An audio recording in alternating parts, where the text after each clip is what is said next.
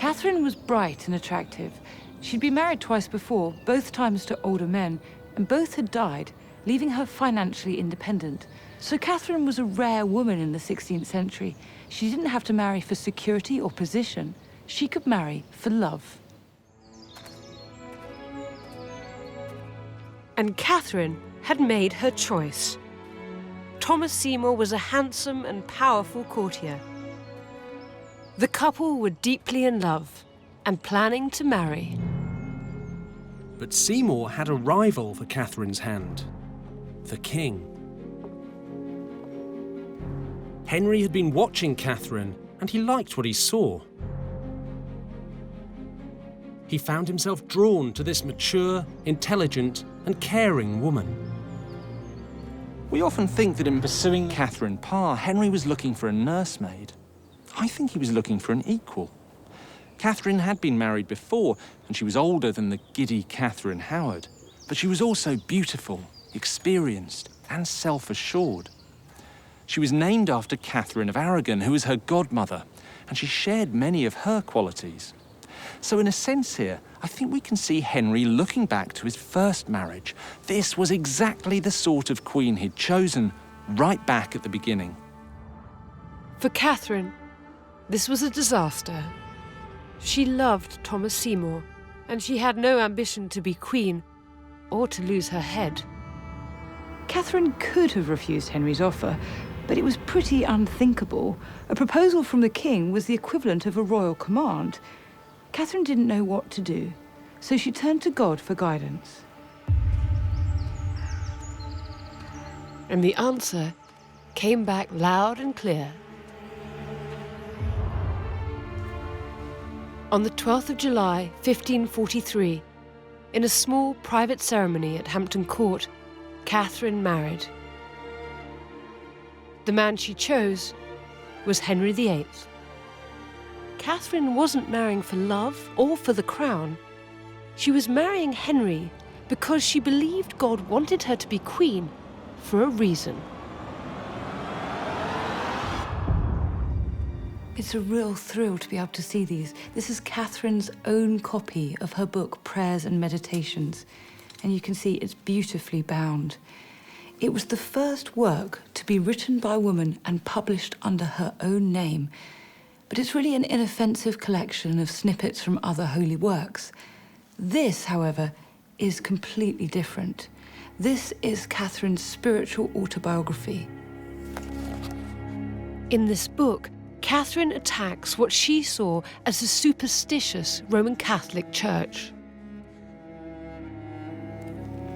She describes the Bishop of Rome, the Pope, as a persecutor of the gospel, a setter forth of all superstition and counterfeit holiness, bringing many souls to hell. Catherine believed it was her God-given mission to convince Henry to finish his Protestant reforms and finally rid England of Catholicism. I now pronounce you man and wife. Henry had no idea of Catherine's religious convictions. It was just as well. Extreme Protestant reformers were considered heretics in Henry's England, and the punishment for that was death. The new queen's beliefs would have to remain a secret, at least for now.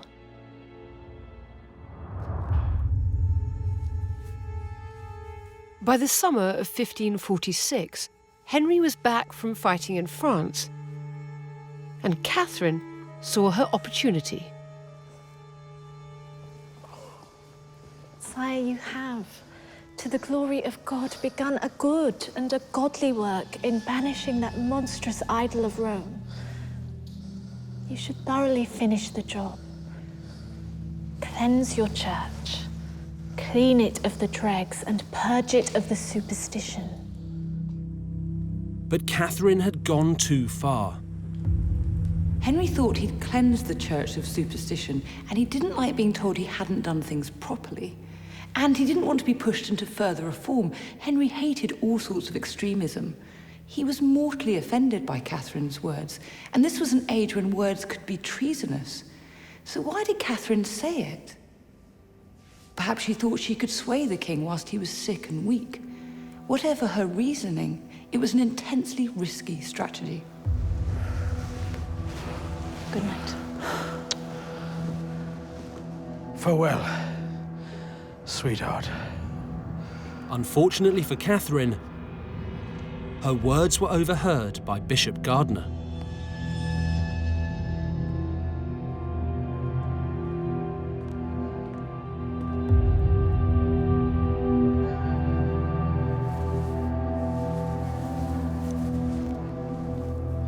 It is a good hearing when women become teachers. And a fine thing to come in my old days, to be taught by my wife. I think the Queen forgets herself. It's an unseemly thing for any of His Majesty's subjects to reason or argue with you. Gardiner knew just how to manipulate Henry. He filled the king's already paranoid mind with thoughts of Catherine's disloyalty. The religion of the Queen not only goes against the policy of your government, it teaches the people that all should be equal. It is a dangerous and perilous thing for a prince to suffer such insolent words. Gardiner then went in for the kill. Speaking the words she spoke and defending those arguments by law deserves death.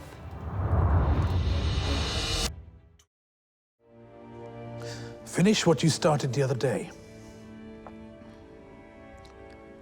It seems you have clear ideas on matters of religion. Henry was setting a trap. He expected Catherine to repeat her radical views and sign her own death warrant. But she wouldn't fall into his trap. Why would you require my opinion? God has appointed you the supreme head and governor here on earth. Not so, Kate. You instruct me, and are no longer instructed by me. Majesty has very much mistaken me. I think it preposterous and unseemly for a woman to try to instruct or teach her husband. Catherine acted the meek and submissive wife. Is this true, sweetheart?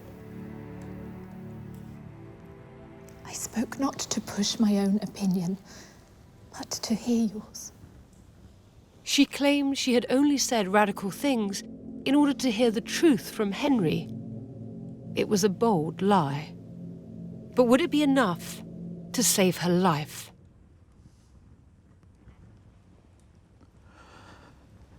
It does me good to hear these words from your mouth. Perfect friends we are again.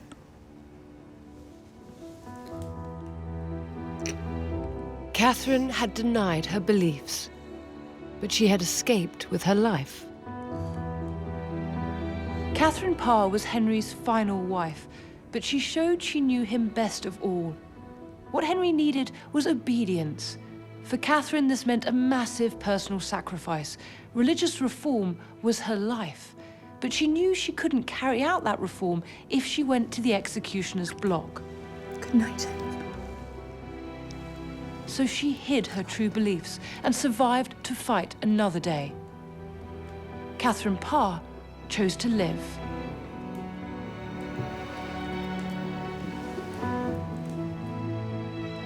Catherine's words had a powerful effect on the aging king. He was a man who'd been betrayed so many times by his best friend, by countless advisors, by the wives he'd loved and lost. To find out that one person had been true to him all along meant everything. Henry believed he had finally found his perfect wife. But he didn't live long enough to enjoy her.